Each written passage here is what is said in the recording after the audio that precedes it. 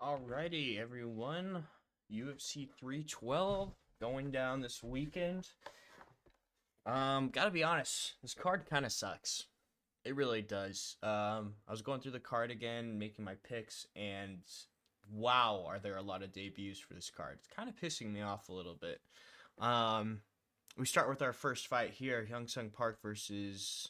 I'm not even gonna try to pronounce the guy's name, but he's from Mongolia. I picked Hyun Sung Park, round one KO or submission. He's got like 4 or 5 first round finishes. He's on a win streak.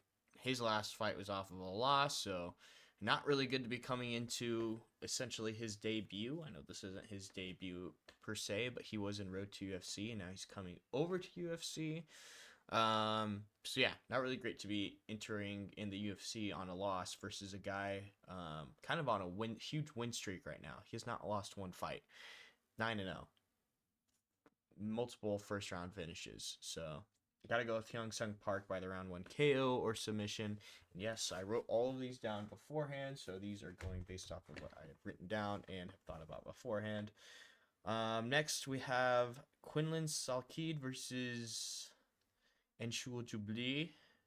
Please, sir, please pick me. I'm not gonna pick you, Enshul Jubli, because your last fight was your loss, and it was such a quitting type of fight. Like, he quit so many times in that fight, and he just looks like he has such a weak gas tank. He's tested even the slightest amount, and he just gets beaten up. Honestly, the last guy he fought started barking at him and just kind of dogged him down, unironically dogged him down by barking at him and just punching him in the face multiple times. I could be, am I mistaken? Yes, Breeden. This guy got cut from the UFC, by the way. So that's how much this guy sucks, is that this guy's last loss was to a guy who got cut from the UFC. Really not looking good. But also, it's tough to pick Quinlan Salkid. It's going to be tough for, like, they have a lot of guys coming in with a 1-0. This is their debut. Absolutely insane, UFC, that this is on the numbered card, but we have UFC Saudi Arabia getting multiple stacked ranked fights, multiple prospects coming up and fighting each other and stuff like that. These guys are just, they're fighting for their first times ever in the UFC. It's like, what are we doing? Where are the ranked fighters for our UFC 312 cards? So yeah, anyways, next we're moving on to Kevin Jousset versus Jonathan McClef. Again, we have another guy, 1-0, making his debut against Kevin Jousset. Like, what are we doing here, UFC? I'm going to be saying this a lot. What are we doing here? Now, Kevin Jousset's coming off of a loss to Brian Battle. He was the Frenchman that could not beat Brian Battle in France. So, massive aura loss and overall a lot of things to work back for, but hopefully he takes that and uses it as motivation in this next fight, because I have him by round one KO or TKO. I think he's gonna have a little animosity and he's gonna want to prove something. And again, this dude's making his debut, 1-0. He doesn't even have like Dana White contender shorts. These are just probably his own shorts. Like, what, they just grabbing whoever. Hey, did you fight one time on Dana White's Contender Series? Well, guess what? UFC 312, the fight that we have in Australia, I think only once or twice a year. I think they've gone to Australia twice last year, but we only go to Australia one time a year. This is what they get as fans. 1-0 fighters. Very nice. And again, it won't even let me open up this one. If it'll let me, Jesus. Can I expand this? Like, I can't even open this one up. Like, it won't even let me look at it. I had Rongzu, because when I looked at him, he had 12 first-round finishes, 15 wins by knockouts, 6 wins by submissions. Probably going to get it done in round one, like I have predicted. Rongzu by round one KO. So, yeah. Next, we move on to two people who don't even have their pictures taken, which is kind of funny. But I know Alexandre Topuria. Colby Thickenese, I don't really know him, but the main hype around this fight, the selling point around this fight, is that Topuria is going to be cornering his brother, and then Thickenese is going to be cornered by Alexander Volkanovski. So, a little bit of coach heat there, and that's probably what's going to be the main focus of the fight. Unfortunately, it won't be about Topuria's brother making his debut. It's going to be about Volkanovski and Topuria coaching mainly. So, yeah. But anyways, I have Alexander Topuria by round 1 KO or TKO. If you train with your brother, he's probably going to look and fight exactly like him. And if that means anything, he's probably getting round 1 KO or TKO, round 1 or round 2 KO or TKO. I think they do have very similar body types as well. He's just a little bit smaller. That's why he's at bantamweight. So, yeah, should work out really well for Alexander Topuria. This is his time to come to the UFC and start making a name for himself, and I think he does it against Colby Thickneys in his home country of Australia. So, yeah, next, we got Wayne Kong, my girl. Wayne Kong. I know she didn't have a great fight. Her last fight, she kind of got fraud checked a little bit, but this is time for Wayne to strike again, and she's going to do it well against Bruna Brazil.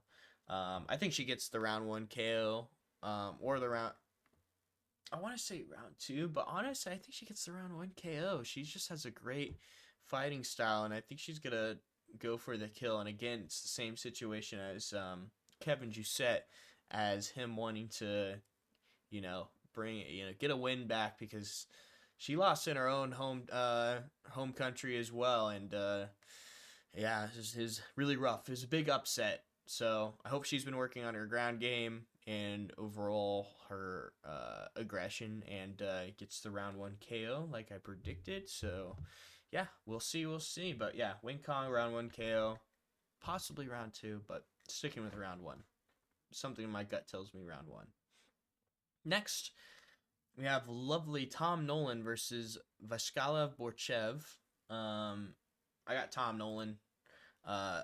Velasquez Borchev has been such a so-so fighter. I mean, you look at his record, 8-4.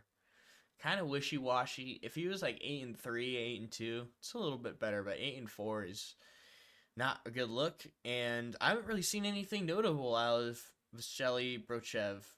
And I mean, I haven't seen anything notable out of Tom Nolan, but he's 8-1. And yeah, I have him winning. He's got slight reach advantage, leg reach, height advantage. He's got all the little advantages for him. He's doing it in his hometown, so he's gonna have some good old cheering for him. I have Tom Nolan round 1 KO or TKO. I believe when I looked on him too, yeah, he has 4 first-round finishes, 5 wins by knockouts. Big train, looking to get it done in Australia, so I have him by round 1 KO or TKO. Oh my gosh, I was about to say, I hope I didn't just ruin the website. Anyways, next, Jack Jenkins versus Gabriel Santos. I got Jack Jenkins. He's the underdog, so this is believe this is one of my first underdog picks. But I got Jack Jenkins to win. Doing this in his hometown, he's really got something to prove. I have him by round 2 or 3 KO, maybe decision, because Gabriel Santos is pretty good too. He's a good prospect, 11-2. That's a good record to have. He's got him beat in the height and the reach, the leg reach as well. So Jack Jenkins is gonna have some things to work against, but I think he gets it done in his hometown of Australia. I think he'll end up getting the round 2 or 3 KO. And again, like I said, maybe decision if Gabriel Santos is able to survive the onslaught of Jack Jenkins. But anyways, move on to our next one. Finally to the main event. But, just where's our names? The biggest name I recognize unironically out of these people is Hung Sung Park and Wayne Kong. And they're not Australian, so... I mean, Jack Jenkins, he's become a bigger name too. I know him, but as far as, it's just such a weak prelims and pre-prelims. Honestly, I would be pretty understanding if people did not want to watch the prelims or early prelims. I wouldn't even doubt if people don't even watch the entire main card until the main event, because that's how weak this card is. If we're gonna be completely honest. Where are our ranked matchups? Where are they? I don't see any. Where's our number 1? Where's our number 4? Where's our number 8? Where's our, no one in the top 15 that could be on this card in any of the men's division at all? You didn't have one matchup we could make. Not, one Kai Kara France match. You could have had Kai Kara France here. You could have, there's just a couple of people that you could have brought over here, where it's like, why do we have our our known Australian fighters, New Zealand fighters, not fighting in Australia? And why do we have so many people in their debuts? And our feature fight, oh, but by the way, I haven't got to yet, but our feature fight is Justin Tafa versus Taliesin Teixeira. Never seen Taliesin Teixeira. I have no idea who he is. But anyways, Jake Matthews, Francisco Prado.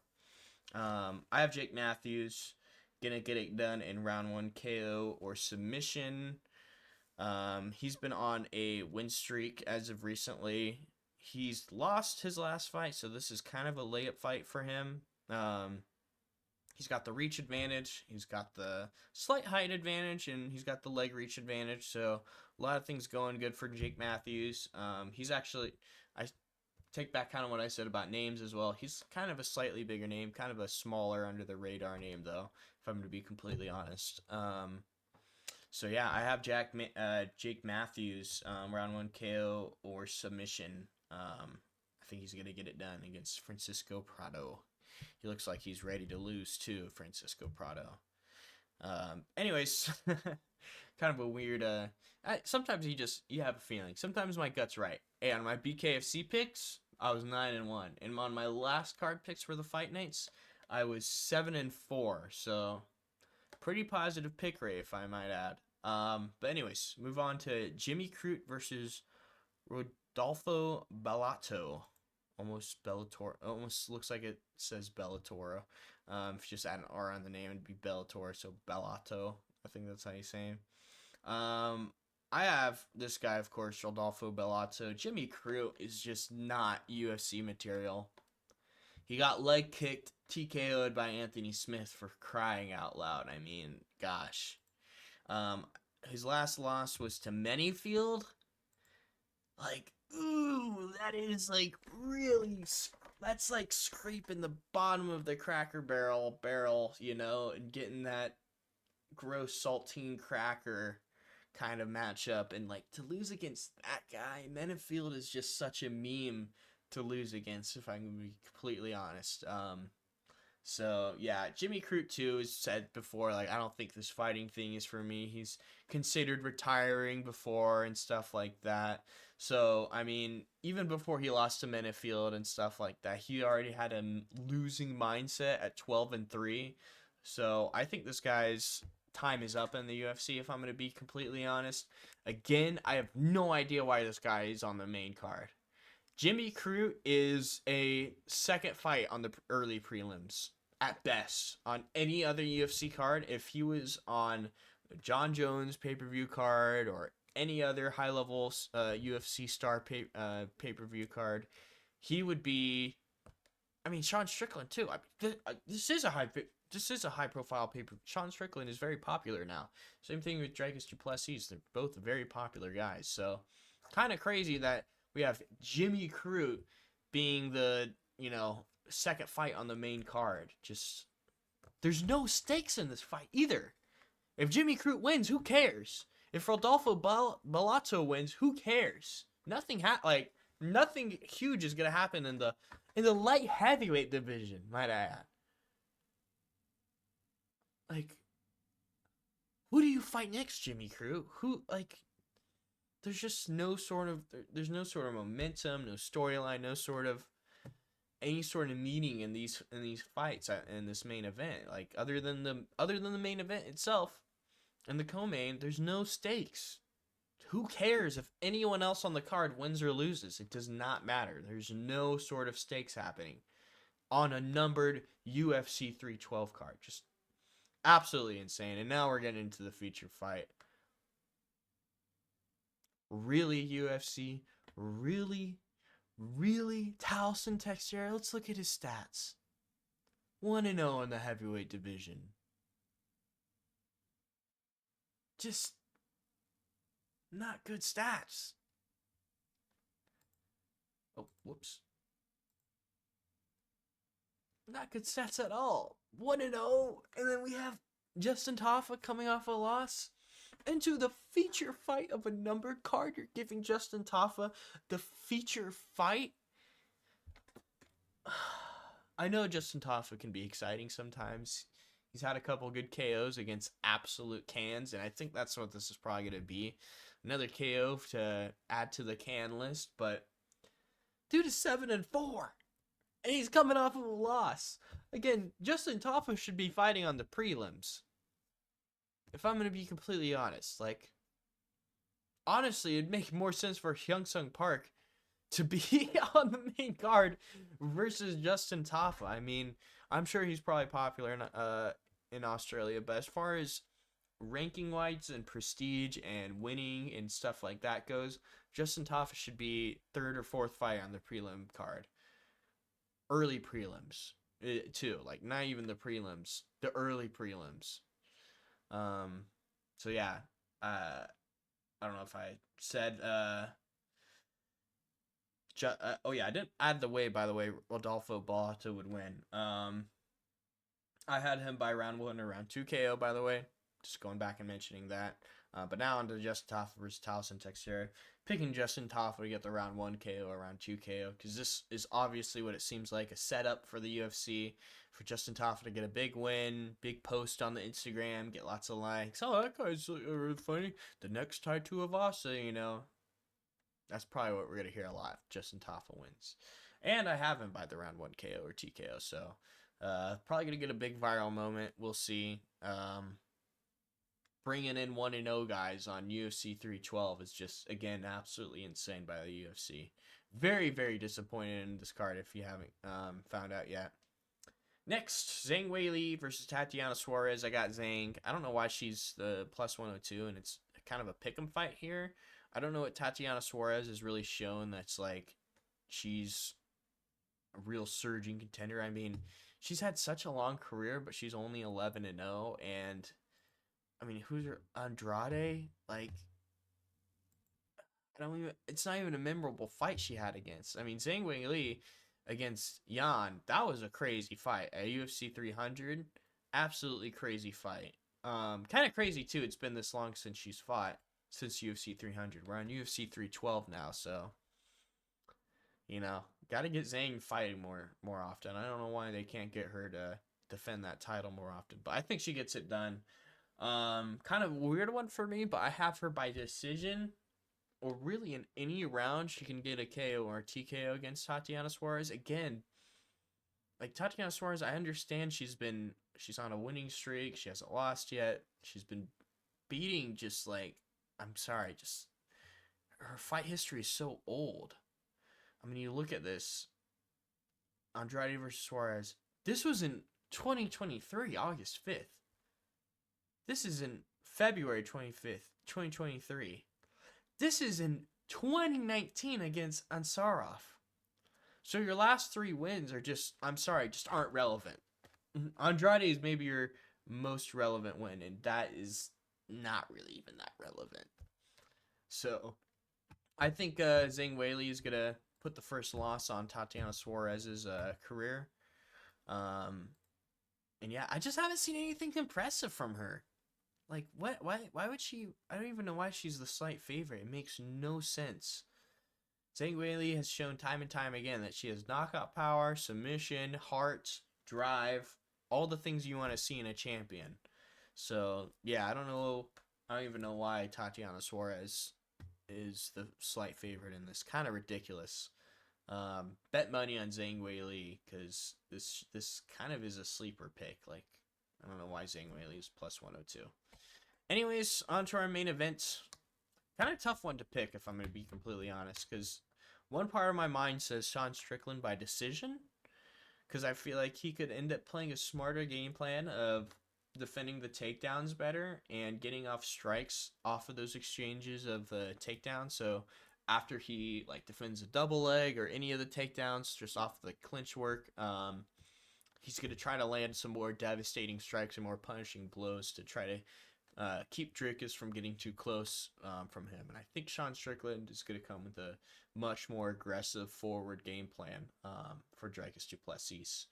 which, if he does that, is going to make DDP more chaotic. And when DDP is chaotic, he is very dangerous because you don't know what direction DDP is going. He could be 1 second punching in the face, next second dropping down like he got dropped from a shot, but taking you down at the same time, and then just like, you know, foxy jump from Five Nights at Freddy's all over you. But yeah, I got DDP by sub or TKO. If Sean gets overly aggressive, which I think he will be in his, because he's probably not.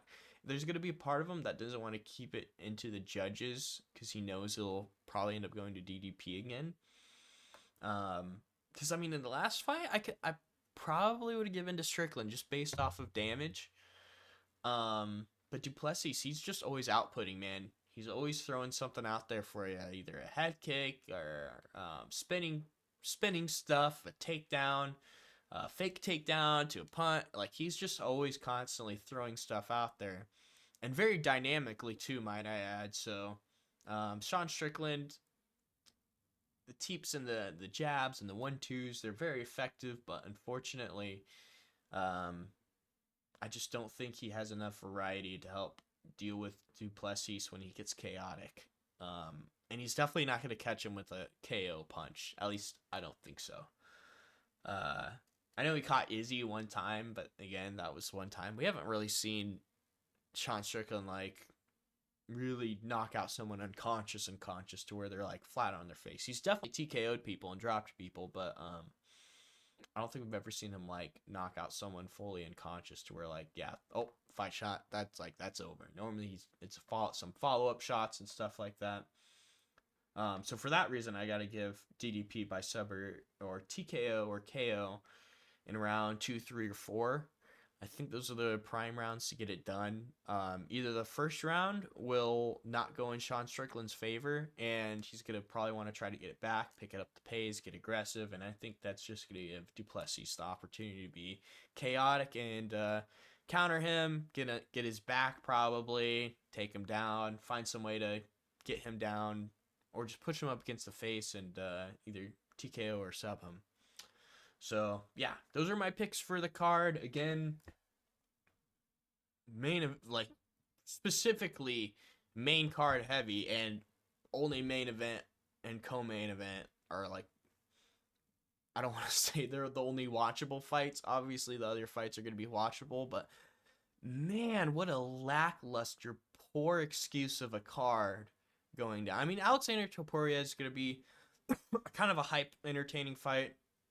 Wayne Kong should be pretty good.